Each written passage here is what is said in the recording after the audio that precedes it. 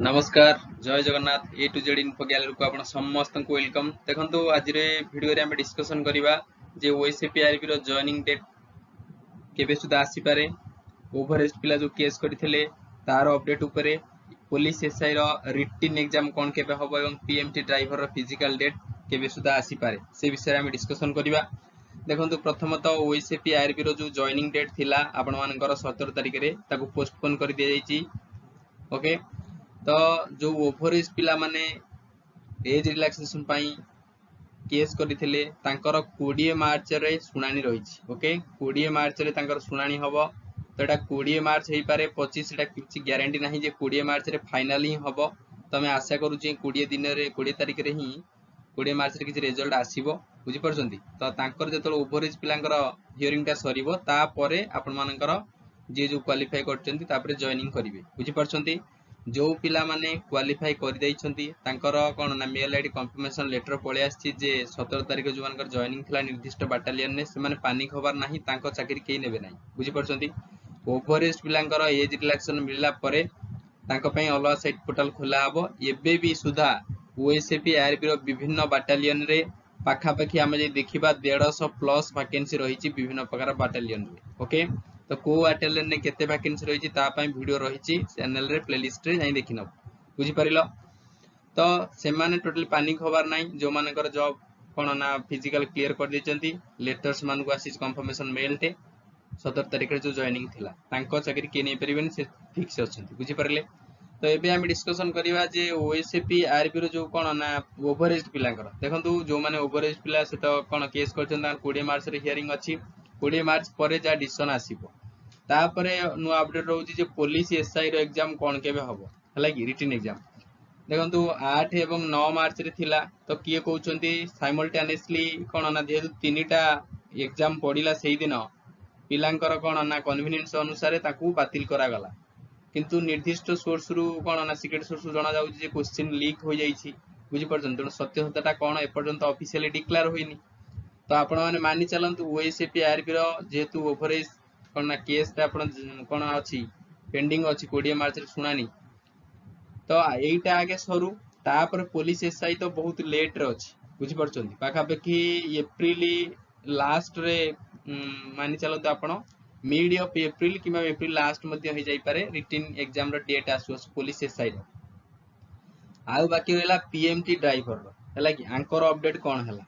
देखंतु PMT driver कर कोनोसी केस किबा किछि नाही। ओके, कोनोसी पिला ता अगेंस्ट किछि पिटिशन जारी करि नादी केस इबे नाही।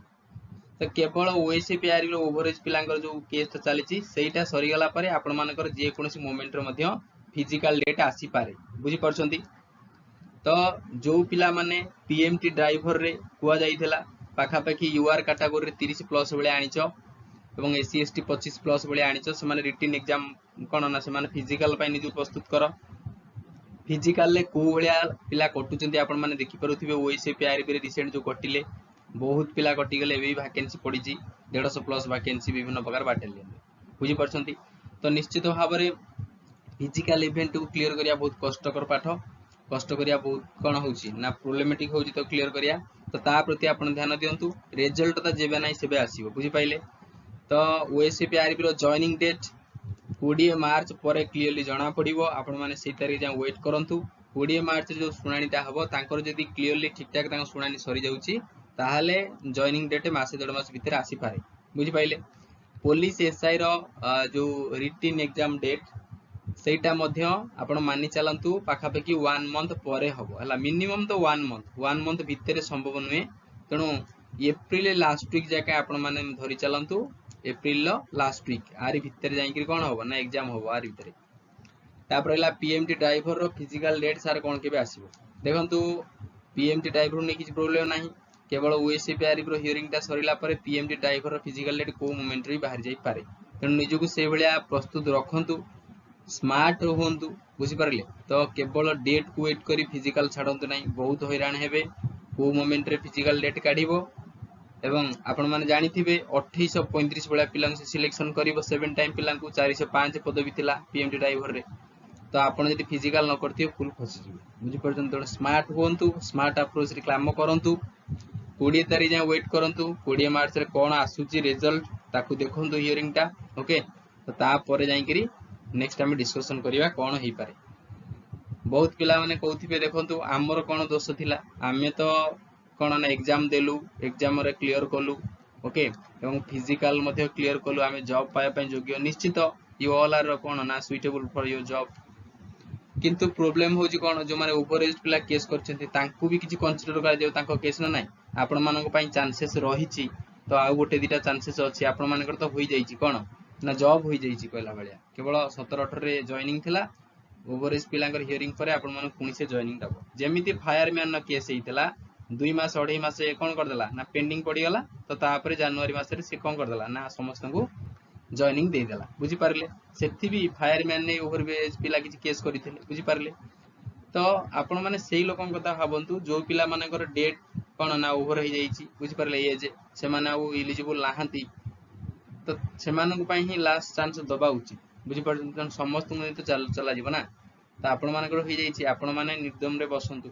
ओके निश्चिंत रे बसंतु किंतु जो मानकर ओवर एज तांकर लास्ट चांस तांकर जीवन रो तांकू ही मिलिया दरकार तो किंतु ये सरकार तो जा खेलुचंती आपण माने देखि परुथिबे विभिन्न प्रकार हमरो छात्र संगठन चलैचंती हला संघर्ष ता कोन कोइ कहबा तो ए सब निजे पढ़ा पढ़ी जारी रख का कथा डिमोटिवेट हुआ नाही किए कहूची चाकरी बिका होची किना होची तो से सब किछि गुजब प्रचार को निजे को दूरई रख हला गुजब ठु निजे को दूरई रखंतु फिजिकल पाई निजे प्रस्तुत कर स्पेशली पीएमटी ड्राइवर पिला कथा कहूची एवं जो माने पुलिस एसआई प्रार्थी पुलिस एसआई तो सेमानो पाई गोटे गोल्डन अपॉर्चुनिटी आसीची रिवीजन पाई पूरा बहुत टाइम आपण माने मिलिला बुझी पारले जो माने प्रिपेयर हे नाती एबे भी समय अछि फाउंडेशन क्लियर करी आपण माने जॉब नै परिबे 933 पोस्ट ह्यूज वैकेंसी आपण जानि परुथिबे जदि रिटन क्लियर करछंती फिजिकल बहुत इजी अछि बुझी पारले तो निश्चित भाव में जॉब टे हि जिवो क्लियर तो पीएमटी ड्राइवर रो कटअप आमे डिस्कशन करिथिले